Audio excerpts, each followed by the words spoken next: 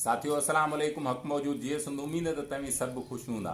साथी पाण आयूं अॼु टंडो अलायार जे शहर तालको असांजो चंबड़ ऐं यूसीआई मसूबोज़दार मोहम्मद सिद्दीक़ कामेड़ मोहम्मद सिद्दीक़ जे ॻोठ सोलंगी जे में मौजूद आहियूं। कामेड़ असां गॾु आहे जंहिं पंहिंजी ज़िंदगी जो ॻचो हिसो पोरे सियासत सोशलिस्ट सियासत खे अर्पे छॾियो आहे। नई जवानी में सियासत में आयो। कामेड़ जी ज़िंदगी जो हिकिड़ो अलॻि दास्तान आहे। हुन जूं मोहबतूं कीअं थियूं, हुनजा प्यार कीअं थिया, हुन ज़िंदगी जी नई जवानी कीअं गुज़ारी, हुन पंहिंजी ज़िंदगी हारनि ऐं महिनत ऐं मज़दूरी कंदड़ माण्हुनि खे कीअं अर्पी। साथी खां नंढड़ा सवाल कंदासीं टे जेके तव्हां सां वंडीदो पंहिंजे ज़ुबानी। कामेड़ तव्हांखां सभ खां पहिरीं सवाल हो, तव्हांजो हारनि में हिते कमु कयो हारी कामेड़ी जोड़ी, उनजा नतीजा कहिड़ा मिलिया? साथी असल में आऊं पोरियत क्लास सां तालुक़ु रखंदो आहियां हमेशह। हिन महिल ताईं पोरियत क्लास जो माण्हू आहियां। हिते जेको असांजे हारी तहरीक जे हवाले सां चंबड़ में यानी कि कच्छ वक़्तु हो, हिते तहरीकूं हलियूं चंबड़ हारी तहरीक जे हवाले सां। उन ज़माने में त ख़ैर असां ग़ुलाम हुयासीं ऐं का एॾी आज़ादी न हुई, तंहिंजे करे उनजी हिसो ज़रूरु रहियासीं, पर उन में का सरगर्मी न हुई। पर पोइ जीअं आज़ादी मिली, जीअं असांखे सोच ऐं अकुल आयो, पोइ त बाक़ाइदा असां कमु शुरू कयो।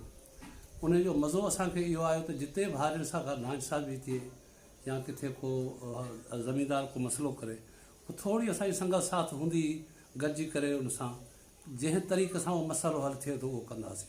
पोइ शायदि असांखे मुज़ाहरा करणा पवनि या उनजे ख़िलाफ़ु का जदोजहद करणी पए। हुन नमूने सां थोरी तारीख़ जेका आहे सा सुठो वक़्तु गुज़रियो ऐं दोस्त तर जा असां मां उमेदु रखंदा थी माण्हू जेको आहे सो लालची न आहिनि ऐं हारियुनि जे फ़ाइदे जी ॻाल्हि कनि था। ॿियो तव्हांखां सवाल हूंदो? जी सर। ॿियो सवाल इहा त तव्हां इश्क खे पंहिंजी ज़िंदगी अर्पी आहे, वार छा थी विया आहिनि जी सर। नौजवान लाइ। तव्हांखां सवाल इहो हूंदो त तव्हां जेका हीअ पंहिंजी ज़िंदगी जो सॼो हिसो पोइ सियासत खे ॾिनो, उन में तव्हांखे मिलियो छा?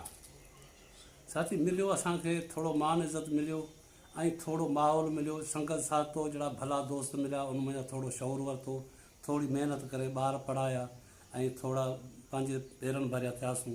यानी कि ग़ुलामी वारे दौर खां निकिरी कुझु बहितर तरीक़े सां जेको आहे सो हींअर माशाअल्लाह पंहिंजो तॾो आहे, पंहिंजो बनी आहे, ॿारो आहे ऐं उमेदु आहे त असां हाणे जेको आहे सो गाॾी असांजी रोड ते चढ़ी चुकी आहे। साथी अञा हिकु ऐं आख़िरी सवाल कंदासीं। असां सां जेतिरा माण्हू असांजो आवाज़ु ॿुधनि था ऐं असांजी तस्वीर ॾिसनि था, उहे सभिनि लाइ हे चाचा खां सवाल कामेड़ खां कंदासीं त कामेड़ सॼी दुनिया में रहंदड़ जेकी हारी असांजी ॿोली सम्झनि था, उहो हारी इंडिया जो हुजे, हिंदुस्तान जो हुजे, पाकिस्तान जो हुजे या दुनिया में कहिड़ी बि जॻह ते हुजे मज़दूर, उहो ऐं ॿियो जेको अॼु नौजवान आहे जेको 18 खां 20 साल जी ज़िंदगी में यूनिवर्सिटी में आहे, दुकान ते आहे, ॿियनि जॻहियुनि ते वेठो आहे, उन्हनि ॿिनि लाइ तव्हांजे ज़िंदगी जे तजुर्बे मां जेको वंडु हूंदो उहो कहिड़ो हूंदो ऐं पैगाम कहिड़ो हूंदो? मुंहिंजो पैगाम इहो हूंदो त हिन धरती ते ग़ुलाम बि रहिया आहिनि ऐं आका बि रहिया आहिनि, ज़ालिम बि रहियो आहे, मज़लूम बि रहियो आहे, पर जेकर पंहिंजी महिनत कंदो ऐं पंहिंजे मुस्तक़बिल जे लाइ कुझु कंदो ऐं हिन पोरियत क्लास लाइ असुलु ॻाल्हि अवेयरनेस सुजाॻी जी आहे। जेकॾहिं उहा सुजाॻी अवेयरनेस माण्हू में हूंदी ऐं ॿिए ताईं पहुचाईंदो त आउं सम्झां थो त समाज जे अंदरि का बहितरी अची सघे थी। हे हो कामेड़ मोहम्मद सिद्दीक़ सोलंगी जंहिंजा तव्हां वीचार बि ॿुधा। तव्हां ज़िंदगी में घटि माण्हू ॾिठा हूंदा जेके पंहिंजी औलाद सां बि ओतिरो इश्क़ कनि, जेके मज़दूर ऐं पोरियतनि सां बि ओतिरो इश्क़ कनि, जेके हारनि ऐं धरती सां बि ओतिरो इश्क़ कनि। हे उन्हनि माण्हुनि मां हिकु हो जंहिं ज़िंदगी में हैदरबग जतोई खां सियासत में मुतासिर थी सियासत में आयो ऐं ज़िंदगी जे अॼु हाणे वारे हिसे ताईं उन जॻह ते बीठो आहे जिन लाइ लतीफ़ साईं फरमायो त जिते अवां छॾियो उते ई आहिनि, जिते अवां छॾियो उते ई आहिनि, अखियूं अब्दुल लतीफ़ चए माॻु न मटाइनि, जे ॿिए दरवाजाइनि त कढी कांगन खे ॾियां। साथी पाण सफ़र में निकितल आहियूं, अॻियां हलंदासूं।